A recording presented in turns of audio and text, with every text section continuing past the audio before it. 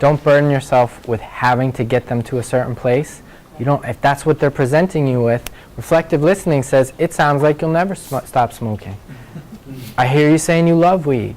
That's where you need to go, because you're actually developing what she was expertly saying, is that you're developing a relationship.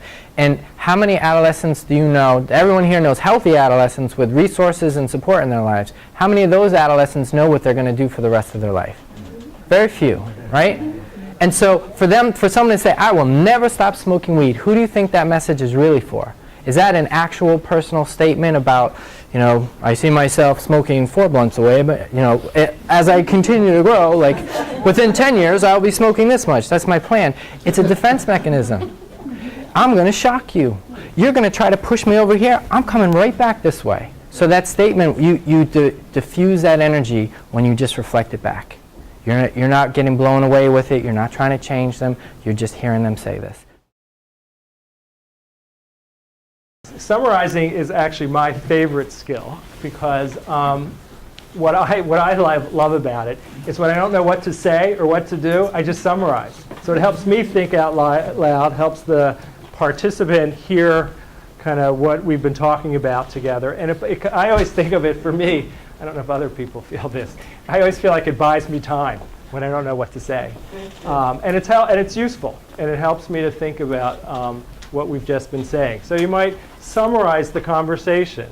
Well, on one hand, I heard you say that you don't want to stop smoking weed, but you are concerned that maybe when you're skateboarding, you're a little less steady or less stable. Is that right? So it's similar to reflective listening, but you want to summarize more of the whole conversation and figure out where we go from here. Okay, so always, if you're feeling stuck, what I do is summarize. When in doubt, I summarize and see if we're on the same page.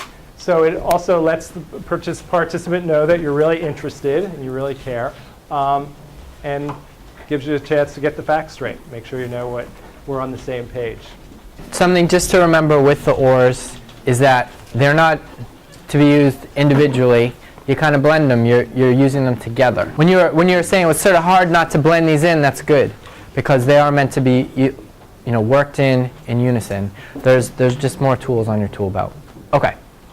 So stages of change. As we talked about before, if we're going to get people to move from feeling hopeless, or from consistently using substances, or from almost failing out of your program, or maybe not participating in your program to the degree that they can, to a place where some of those issues have been addressed, people have to go through stages of change.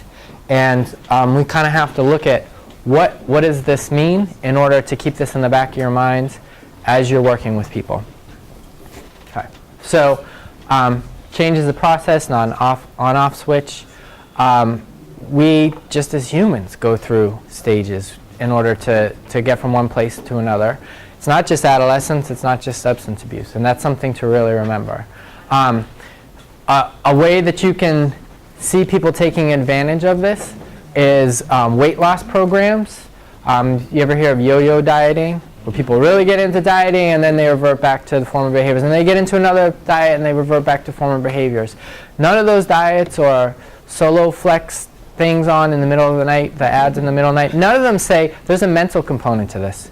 You've really got to psych yourself up if you're going to change. You're really going to have to talk to your friends about if you don't want to eat this kind of food, or you need this time to exercise. They make it look like 5 minutes a day and you're going to be blah, blah, blah. Or they say, all it is, I called Jenny Craig or whatever, and boom, look at me. Look at this huge pair of jeans I used to walk around in. And they're counting on the fact that that's not really how you change, because if that's really how you change, how are they going to make money next year? Okay? They're pushing the idea that there's a switch that you flip. And so it's not just the adolescents that you work with, it's us as humans.